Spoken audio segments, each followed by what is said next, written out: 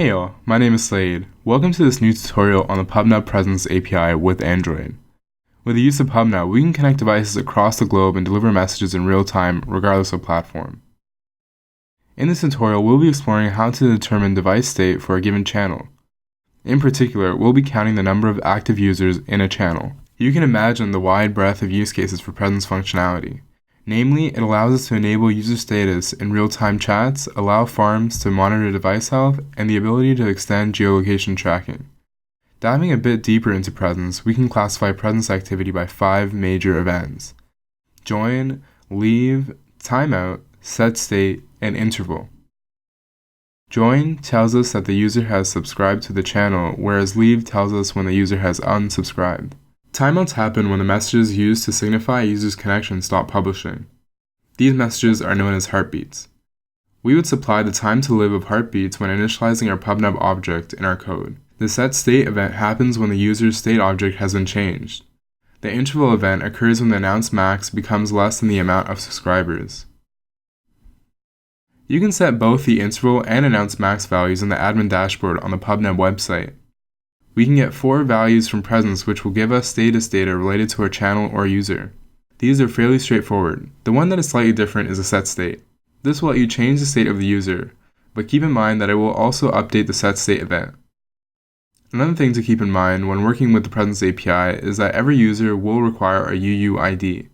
This can be any string, but is generally accepted to use the version 4 Universally Unique Identifier standard.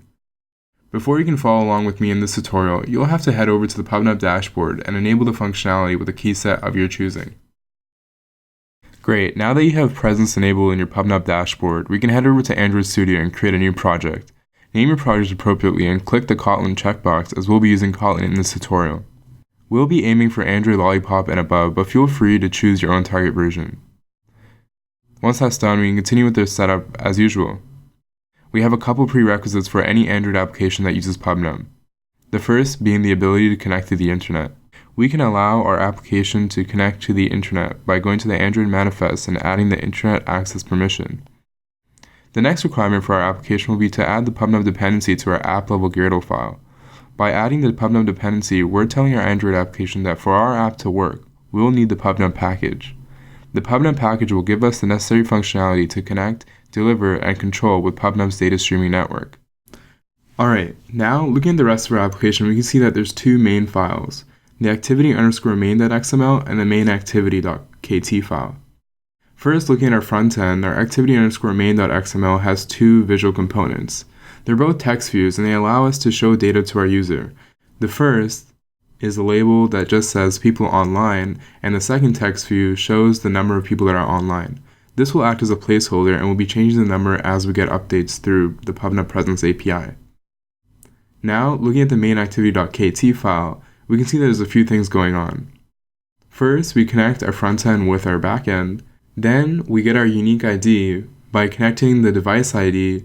Next, we configure our PubNub object by adding our publish and subscribe keys. We also add the UUID that we declared earlier based on the device ID. Once that's done, we subscribe with Presence. Then we override the subscribe callback so that when Presence is called, we'll be able to get the Presence related data and assign it to our front-end component. With the same Presence object, you'll be able to access the same functionality that we've discussed earlier. And with that, our application is done. Let's head over to the emulator and see what's going on. Great, it's starting up and we can see that it will show the amount of people online. Now, if we open this application on any Android smartphone, we'll be able to see the real-time occupancy within our channel. Great. I hope now you have a better understanding of Presence and how it works to connect, deliver, and control it using PubNub. If you have any questions or concerns, don't hesitate to reach out. We're always here to help. Thanks for watching.